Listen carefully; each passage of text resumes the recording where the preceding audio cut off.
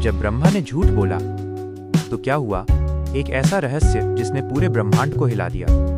सृष्टि के आरंभ में जब चारों ओर केवल अंधकार और अनंत शून्य था, तब प्रकट हुए दो महान देवता, ब्रह्मा और विष्णु। समय के साथ दोनों के बीच ये प्रश्न उठ खड़ा हुआ कि आखिर इस सृष्टि में सबसे महान कौन है? ब्रह्मा ने गर्व से कहा कि वे सृष्टि के रचयिता हैं। हर जीव, हर लोक उनकी रचना है, इसलिए वही सर्वोच्च हैं। वहीं विष्णु ने शांत लेकिन दृढ़ स्वर में कहा कि वे इस सृष्टि का पालन करते हैं। हर प्राणी का जीवन उनके सहारे चलता है, इसलिए वही सबसे श्रेष्ठ हैं। धीरे धीरे यह वाद विवाद अहंकार में बदल गया और अहंकार ने दोनों की बुद्धि को ढक लिया। स्थिति इतनी गंभीर हो गई कि दोनों ने अपने अपने दिव्य अस्त्र उठा लिए।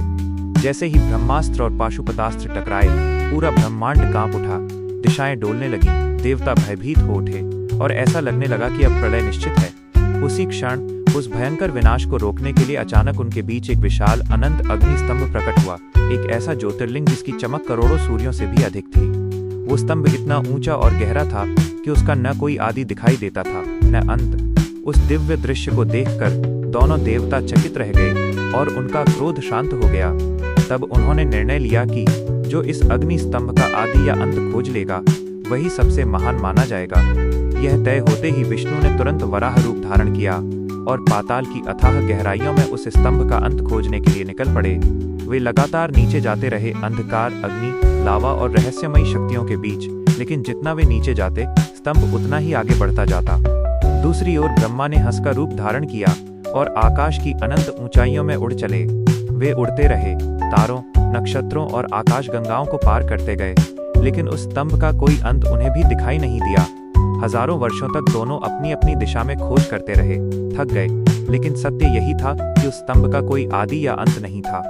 अंततः विष्णु ने अपनी सीमा को समझा और विनम्रता से लौट आए। उन्होंने स्वीकार कर लिया कि वे उस स्तंभ का अंत नहीं खोज सके, लेकिन ब्रह्मा के मन में अहंकार अभी भी जीवित था। अपनी हार स्वीकार करने के बजाय उन्होंने एक छल का सहारा लिया। आकाश में उड़ते समय उन्हें एक केतकी का फूल मिला, जो उस अग्नि स्तंभ से नीचे गिर रहा था। ब्रह्मा ने उस फूल से कहा कि वह उनके साथ चलकर विष्णु के सामने ये गवाही दे कि ब्रह्मा ने उस स्तंभ का अंत देख लिया है। केतकी फूल भी इस छल में शामिल हो गया।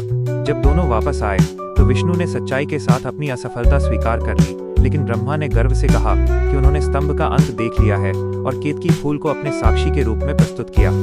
जैसे ही ये असत्य बोला गया, वो अनंत अग्नि स्तंभ अचानक प्रचंड ऊर्जा के साथ कांप उठा और उसी से प्रकट हुए स्वयं भगवान शिव अपने रौद्र और दिव्य स्वरूप में।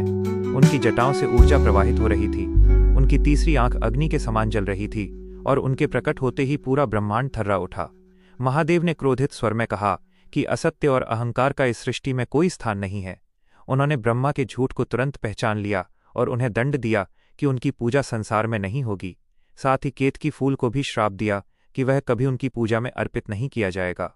वहीं विष्णु की सत्यनिष्ठा और विनम्रता से प्रसन्न होकर महादेव ने उन्हें अपने समान पूज्य होने का वरदान दिया।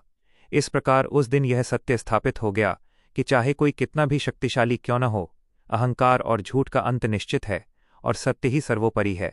अगर आप ऐसी ही अद्भुत और रहस्यमयी कथाएं और सुनना चाहते हैं तो कमेंट में लिखें। हर हर महादेव और चैनल को सब्सक्राइब करके इस वीडियो को शेयर जरूर करें।